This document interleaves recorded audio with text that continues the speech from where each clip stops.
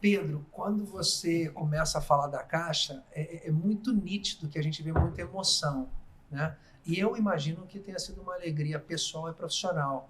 Você foi o presidente da Caixa que mais visitou municípios na história da Caixa Econômica Federal?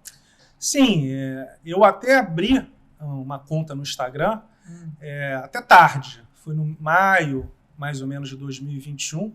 Pediam sempre que falavam para eu abrir, mas eu relutei, inclusive no começo, né, em 2019, quando houve a pandemia. Hoje eu até acho que eu deveria ter aberto para me comunicar melhor com a população, porque eu acho que havia muita falha de comunicação. Mas quando a gente viajava, e foram 143 finais de semana, até hoje eu recebo uma série de feedbacks, de pessoas falando como foi importante a gente estar no meio de onde nunca ninguém foi.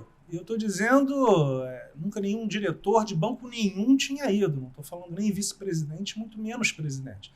Nós visitamos áreas palafitas, porque a Caixa ela gerencia a construção de programas habitacionais. Então a gente foi em aldeia indígena, em regiões no meio da floresta amazônica, por exemplo, em regiões muito pobres. Eu lembro muito bem de Oeiras, no interior do Piauí, onde a gente visitou locais, Luiz, que fazem uma reflexão sua, porque são pessoas que não têm nada, não têm dinheiro para nada.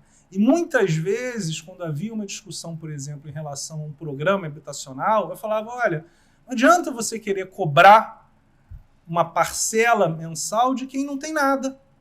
Essa pessoa claramente não vai pagar. E isso eu acho que eu só consegui ver em termos de Brasil por essas viagens, normalmente nos finais de semana. A Manuela foi em mais de 20. Os meus filhos foram, inclusive. Seus filhos estão com quantos anos, Pedro? Hoje a Maria está com 17 e o João está com 14. Mas eles foram... O João tinha 11 anos. No Amapá, uma aldeia indígena. Eles foram... em Pernambuco, por exemplo.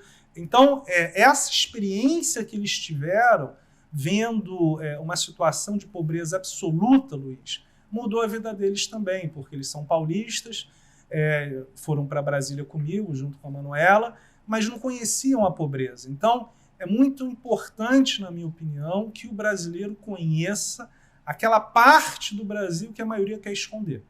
Então, só conhecendo, só viajando, porque senão fica muito confortável fazer política pública no ar-condicionado de Brasília. E o que eu mais vi é gente querendo fazer política pública no ar-condicionado de Brasília e não botando lá a bota e indo no meio da floresta amazônica, vendo a necessidade de ajuda de fato, e não questões ideológicas sendo faladas, mas sem comprovação.